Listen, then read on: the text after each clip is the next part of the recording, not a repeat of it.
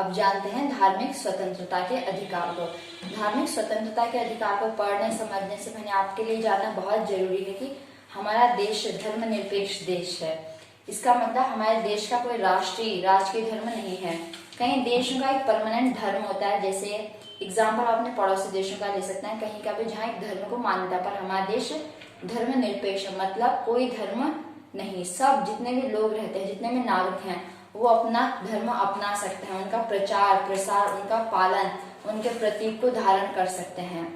हमारे संविधान में आर्टिकल 25 से लेकर 28 तक धार्मिक स्वतंत्रता के अधिकार का वर्णन किया गया है। हम आर्टिकल 25 से 28 तक हम ब्रीफली से समझेंगे, जानेंगे। आर्टिकल 25 कहता है आस्था और प्रार्थना की आजादी देता है हमें आर्टिकल 25। सार्वजनिक व्यवस्था, सदाचार और स्वास्थ्य तथा इस भाग के अन्य उपबंधों के अधीन रहते हुए सभी व्यक्ति अपने धर्मों को मानने, पालन करने एवं प्रचार प्रसार करने का अधिकार प्राप्त होगा। मीन्स सार्वजनिक व्यवस्था को मेंटेन रखना। ऐसा नहीं कि आप अपने धर्म से रिलेटेड कोई काम कर रहे हैं तो सारी व्यवस्था भंग हो रही है, नहीं। सार्वजनिक व्यवस्था को मेंटेन रखते हुए, अपने स्वास्थ्य का भी ध्यान रखते हुए आप अपने धर्म को मान सकते हैं, उनको अपना सकते हैं, मीन्स पालन कर सकते हैं, उनका प्रचार प्रसार कर सकते हैं। सिखों द्वारा कृपाण धारण करना और लेकर चलना धार्मिक स्वतंत्रता का अंग माना जाता है। बच्चे स्कूल में अपने अपने धार्मिक प्रतीक पहन के आते रहते हैं, उन्हें नहीं रोका जाता, क्योंकि हमारे संविधान हमें ये प्रदान करता है कि हम अपने धार्मिक प्रतीकों को धारण करें, उन्हें पहने।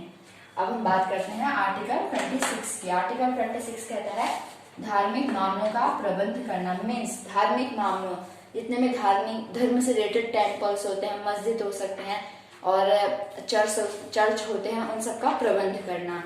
आर्टिकल 26 के कुछ उपबंध हम अब जानते हैं।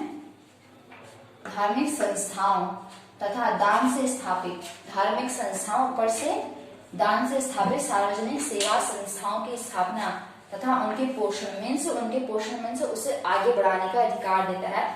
धार्मिक संस्था ऊपर से दान से प्राप्त, जो लोग दान करते हैं उससे धार्मिक संस्था को स्थापित कर सकते हैं और उनका पोषण मीन्स उसे आगे बढ़ा सकते हैं। आर्टिकल 26 का ही सेकंड उपबंध कहता है धर्म संबंधी निजी मामलों का स्वयं प्रबंध करने का अधिकार है। धर्म संबंधी निजी मामलों का प्रबंध हम स्वयं कर सकते हैं। जो धार्मिक संस्था के लीडर होते हैं वो, उसमें सरकार का हस्तक्षेप नहीं है।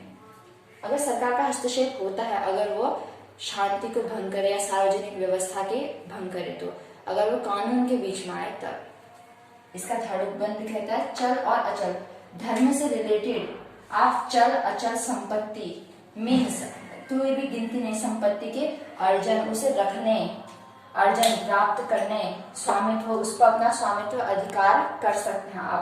आपने केशवानंद भारती केस के बारे में सुना होगा, उसे हम आगे भी हमारे चैप्टर में उसके बारे में थोड़ा ही है, पर आने वाले चैप्टर में बुक्स में उस केस के बारे में बहुत ब्रीफली बताया गया। केशवानंद भारती जो केस है वो स्पेशली आर्टिकल 26 से रिलेटेड है।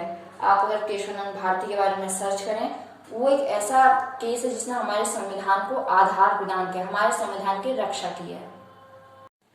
अब हम पढ़ते हैं आर्टिकल 27 और आर्टिकल 28। आर्टिकल 27 जो है वो इससे रिलेटेड है कि कोई ऐसा कर देने के लिए मीन्स कोई ऐसा टैक्स देने के लिए किसी व्यक्ति को बाध्य नहीं किया जाएगा जो किसी विशेष धर्म से रिलेटेड हो, जो किसी धर्म के प्रचार प्रसार या उसको सहयोग देने के लिए। अगर व्यक्ति अपनी इच्छा से देना चाहे तो ठीक है, पर उसे उस कर को देने के लिए बाध्य नहीं किया जाएगा, ये आर्टिकल 27 कहता है। धार्मिक व्यय के लिए निश्चित धन पर कर की अदायगी से छूट है। इसमें कहा गया है कि राज्य किसी भी व्यक्ति को ऐसे कर देने के लिए बाध्य नहीं कर सकता है जिसकी आय किसी विशेष धर्म अथवा आर्थिक संप्रदाय की उन्नति या पोषण में व्यय करने के लिए विशेष रूप से निश्चित कर दी गई हो। जैसे मैं बता चुकी हूँ, ऐसा टैक्स जो किसी विशेष धर्म या किसी संप्रदाय को आगे बढ़ाने, उसके पोषण या उसके खर्चे में यूज होने वाला है, ऐसे टैक्स को देने के लिए किसी व्यक्ति को फोर्स नहीं किया जा सकता है। अब हम जानते हैं आर्टिकल 28 को। आर्टिकल 28 है कि राज्य की शिक्षा, जो शिक्षा संस्थान राज्य से चलता है, जो राज्य की आर्थिक सहायता से जो राज्य के अंडर में चलते हैं, उनमें किसी प्रकार की धार्मिक शिक्षा नहीं दी जाएगी, यह आर्टिकल 28 कहता है। राज्य की शिक्षण संस्थान में धार्मिक शिक्षा निषिद्ध है। मीन्स जो राजकीय शिक्षण संस्थान है जो सरकार के अंडर में है, उनमें धार्मिक शिक्षा निषिद्ध मतलब अलाउ नहीं है। राजकीय निधि से संचालित मतलब जो राजकीय उनके जो राज्य का जो जहाँ से पैसा आता है, वहां से जो संचालित, वहां से जिस संस्थानों को पैसा आता है, संचालित किसी भी शिक्षण संस्थान में किसी प्रकार की धार्मिक शिक्षा प्रदान नहीं की जाएगी।